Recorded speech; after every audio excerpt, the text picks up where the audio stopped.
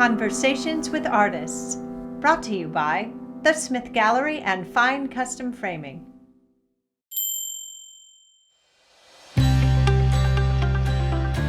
Hi, I'm Debbie Smith, host of Art Talks.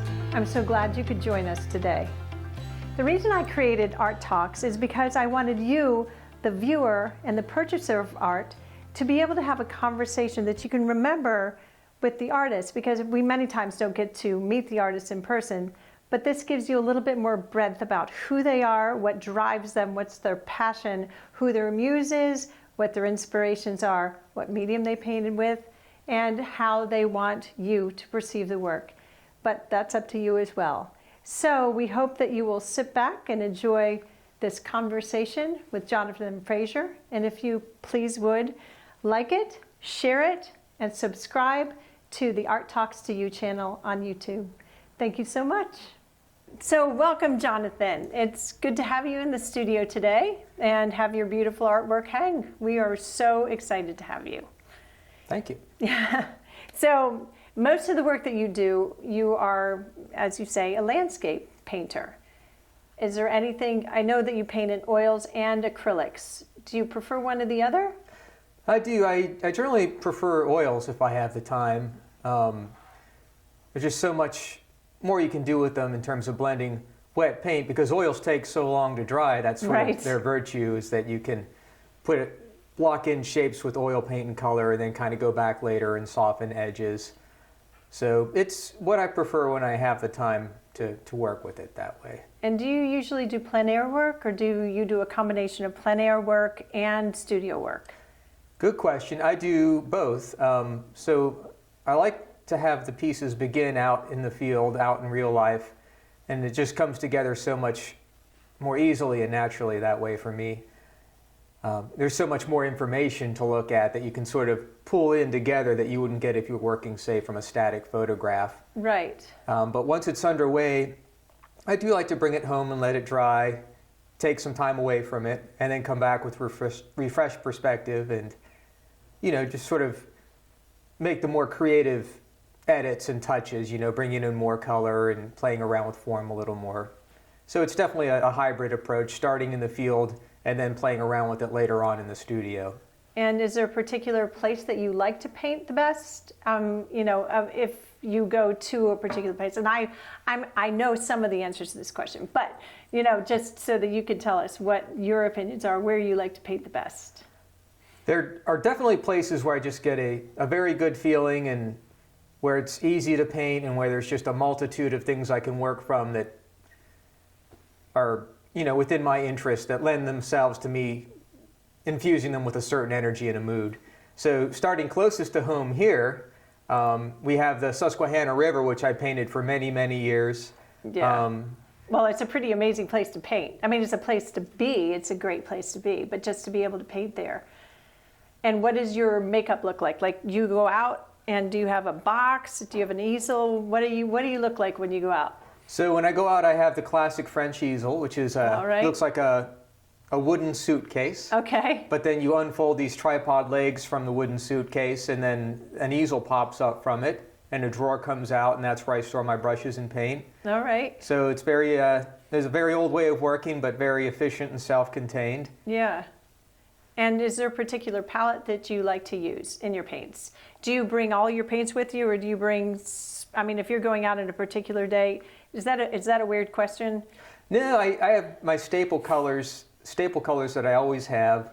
I like to have a bunch of primaries, you know, the warm and cool variations of each primary. I like to mix my secondaries, but occasionally I'll try out a new pigment. Like normally I would mix a blue and a red to get violet, but these last couple of years I've been using, you know, an actual violet pigment. Oh, just neat. for something different. And it's neat how pigments are not only different from each other in terms of color, but also in terms of opacity and translucency. Right. And even, you know, like a mineral-based pigment has almost more of a coarseness to it versus a dye-based pigment. So sometimes even when you're able to mix a color, it's kind of neat to have a different pigment that gives a slightly different optical effect. And can you mix the two of those together? Oh, yes. And does that create a different effect as well? It does, yep. Wow. And how did you learn all this? Well, a lot in art school. All right, where'd you go to school? Well, when I was in high school, I was fortunate to have a good high school art program at Northern York. Okay. And then I was very encouraged there. I got into many Scholastic Arts Gold Key Awards and Blue Ribbon finalists. That's always encouraging to a young person. Absolutely, and that's what we should be doing to our young people, is encouraging them. Indeed. Yeah. Indeed. So After that, well, actually, while I was still in high school, I got into the Harrisburg Arts Magnet School. Good school.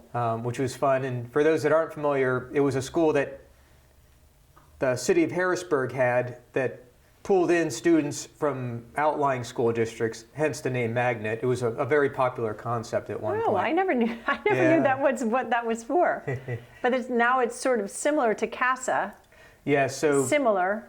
Yeah, and they're both related in a way in that the Magnet School sort of slowly died a slow death of attrition, and then after a time sort of came back with a few of the same people as the Capital Area School for the Arts, which itself has sort of undergone various transitions. Changes, yeah. And then where'd you go to college? For 2 years, I went to the Maryland Institute College of Art down in Baltimore. Oh, nice. And so a little bit of city there. And then I transferred up to Kutztown University up by Reading. Totally so a little different. Bit of country. Yeah, totally different. But that gives you a landscape, cityscape landscape. Do you like doing cities at all? I do. Do you? I do. I don't know if I've ever seen any of your cityscapes. It's been a while since I've done a cityscape. I've done some architectural-based paintings, but that's more down in New Orleans, which is another place I like very much. Yeah. So tell me about New Orleans, because I have seen your paintings, not in person, but I've seen them, that you've posted. Well, I've gotten into a little bit of a rhythm of trying to get down there during the colder months. It's when you're a plein air painter, it's a little more difficult to work up here in Pennsylvania. Yeah, that's right, unless you do snowscapes. Yeah. Which are nice, but, a lot of people don't like them. True, and if I don't feel good about a scene as it is, the painting just usually doesn't go anywhere for me. So right. There's only, I can manufacture a certain amount of energy and color, but when the landscape is dead, it's just, there's a beauty there, but it's not something I really connect with. Well, I think you need to have a passion for what you do, what you paint, and, being able to see what you see, and if you don't see any beauty in it, it's real hard to paint it. Exactly. Right? Exactly. Yeah. And where at home do you paint? Do you have a particular place where you paint when you're doing studio work after you've been, out? I do.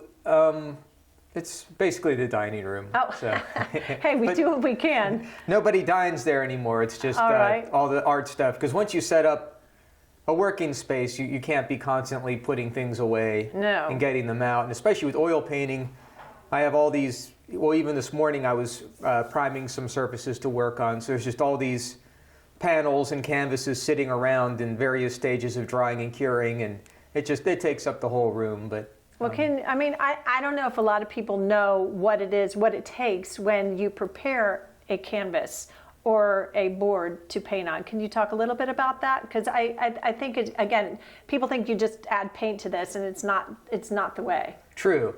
And now, in some cases, there are commercially prepared canvases that you can just start painting on right away, and that is a good convenience. I find my work benefits if I do the priming, and there is a difference, I think, because I have certain brushes I like to use.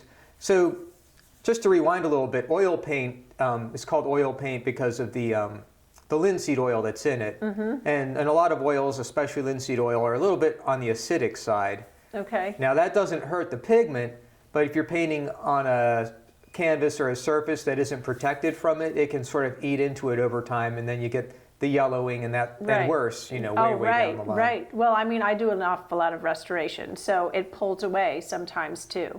Yeah. And when you prime a canvas, do you use white? Do you use gray? Do you use red? I like to mix it up. Okay. So a lot of times at home I have a container of white gesso. And gesso, by the way, is just a primer that you would use. It covers the surface and seals it so that the surface underneath is safe from the acid. But at the same time, it gives a nice toothy micro-texture surface that kind of grabs onto the paint. So if you look at a gessoed panel, you wouldn't see it as a rough surface, but if you ran your hand over it, you would feel a little bit of coarseness there. And that's good because that gives the oil paint something to stick to. It sort of reinforces the structure of the work. Yeah, see, fascinating. You would know. But you also, as this kind of artist, which is great, but you have a sister art that you also do. And I know you do an awful lot of different things, and I know we have tools too.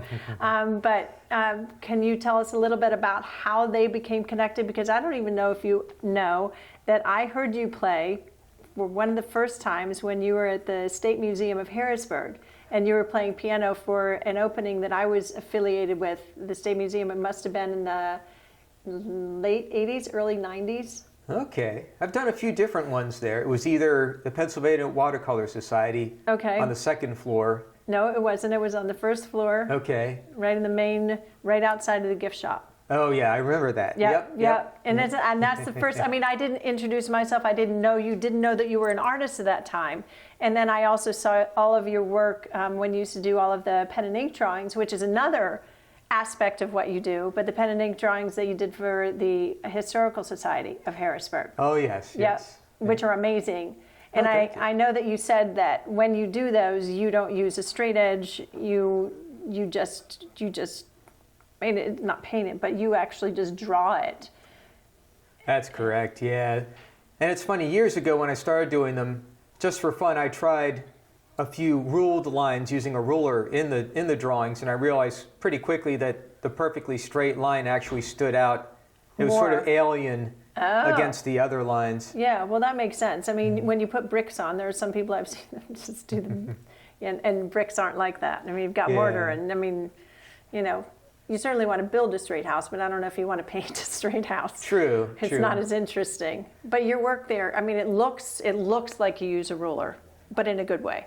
Yeah, it's so usually I'll start with a very light pencil line, and it's pretty close to what I want, but I'll sort of make micro adjustments as I'm inking it in. Oh, so if the line isn't quite where I want it, I don't erase it and redraw it. I just make the adjustment as I'm inking along. Well, that's pretty cool. And the interesting thing with straight lines, not to dork out on linear perspective, but the eye doesn't really see a straight line. Even if the line is actually measurably straight, everything is just a little bit curvilinear the way the eye perceives it. So, you know, in art school we learn about linear perspective as a very basic model of making things go back in space, and you do your little cubes with the horizon line and the vanishing points. Yep. And it never looks natural.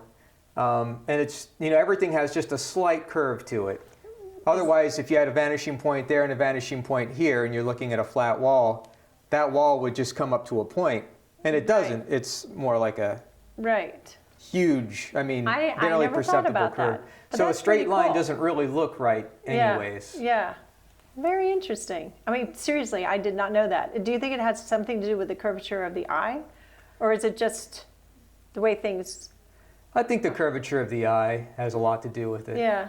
I think it also shows the limitations of linear, you know, trying to use rulers and vanishing points to create a sense of space. Right. It shows the limitations of that very simple model. So it gives you a jumping off point. But it does give you that. So it's great for students. And I always, you know, if I'm teaching somebody something, I'll say this is just a model to kind of get you going. Right. But in the end, you want to go more from observation and what looks right on the paper versus whipping out a ruler and having, you know, a point here and a point there. Yeah, that's more math. Yeah. And this obviously is not math. I mean, it's just beauty, luminescent. So, okay, tell me about your instruments. What do you play? So I'm primarily a keyboardist / guitarist / vocalist.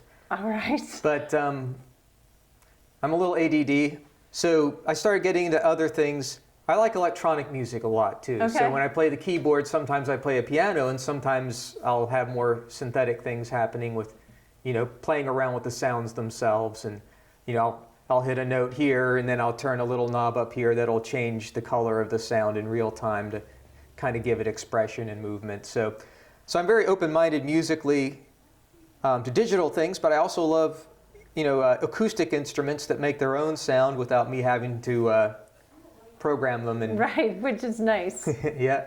And so this is I bought a few Native American flutes. I actually have a collection of other wind instruments at home too. All right. But so a little.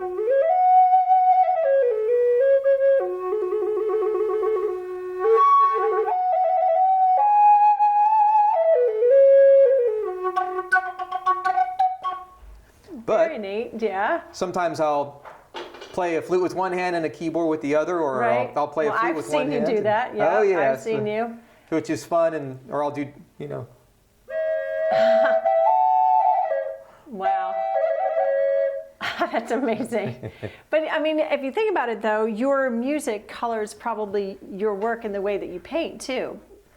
I see a lot of parallels. Like in music, there's the concept of repetition with variation. So you'll have a drum pattern and then a chord progression, and there's a certain repetition that keeps it cohesive, but it's not an exact repetition. Otherwise, it would get very boring very quickly. Right. And I think a lot of times in painting, like an example, you see it more maybe in architecture, but like the arches in the bridge, that's sort of a repetition of intervals and forms. But I try to make it not look.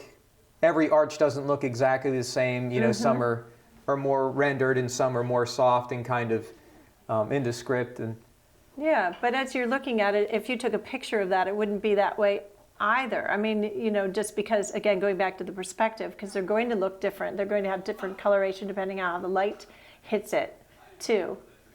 Yeah. Exactly.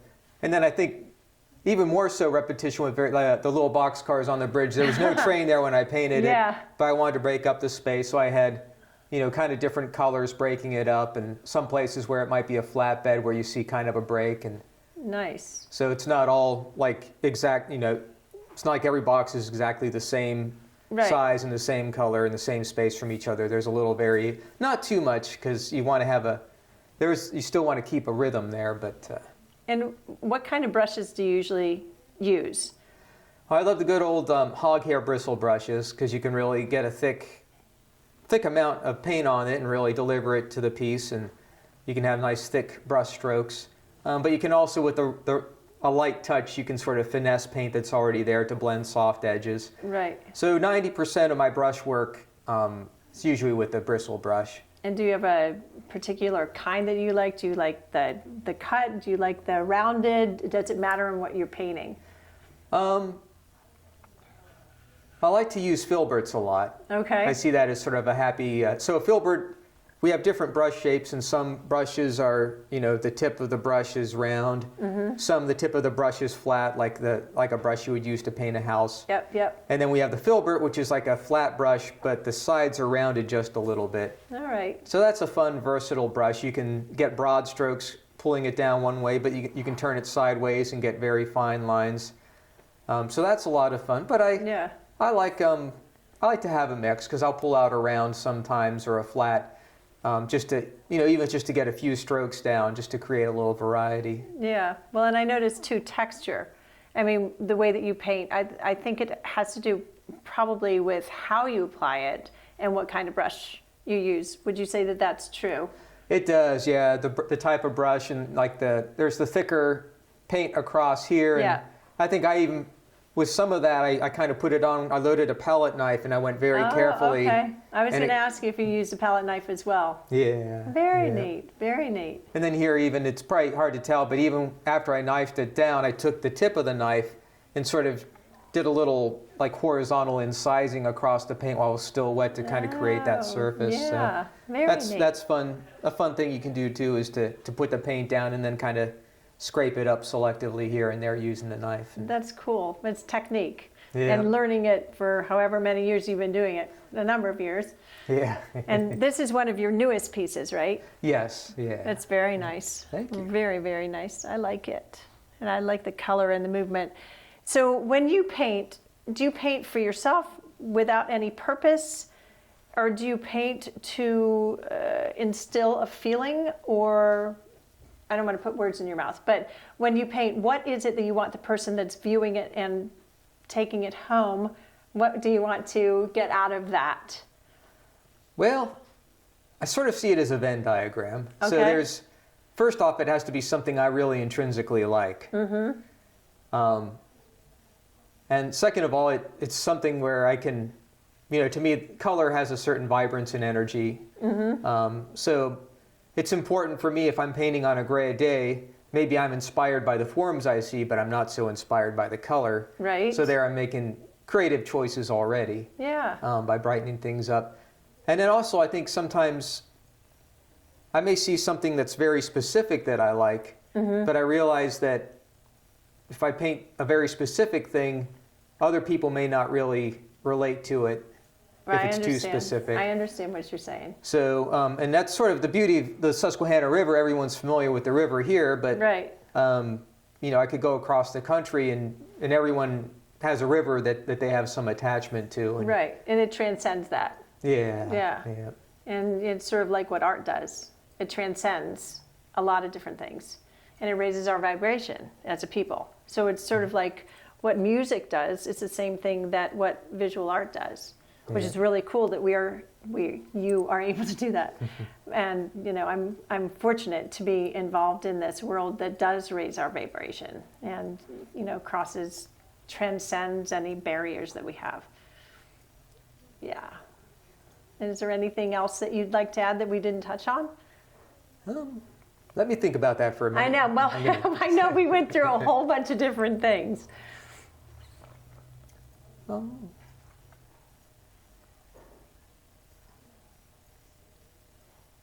you think we should make mention of my show coming up in November with Carrie? Oh, yes, that would be wonderful. Okay. Yes, that would be wonderful. I'm so excited to say that we are going to have a show in November. I forget the date.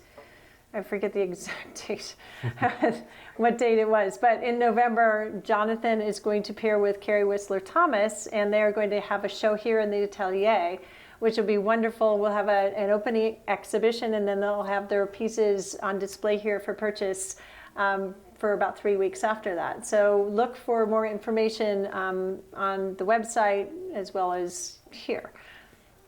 Yeah. And I'm happy to say this will be after a good long painting season. I'll be out and about this spring, summer, and fall. So probably 90%, if not more, of the work you'll see this November will be work that I haven't even started to paint yet. So. That is exciting. That is so exciting. I'm looking forward to it. Oh, me too. Yes. Me too. But Jonathan, it has been an absolute pleasure to talk to you. I've learned a lot that I didn't even know about you and how you paint. So I appreciate it. Well, thank you for the opportunity. It's a pleasure to be here. Oh, good. So anyway, thank you so much for joining me and Jonathan here at the Smith Gallery and Fine Custom Framing.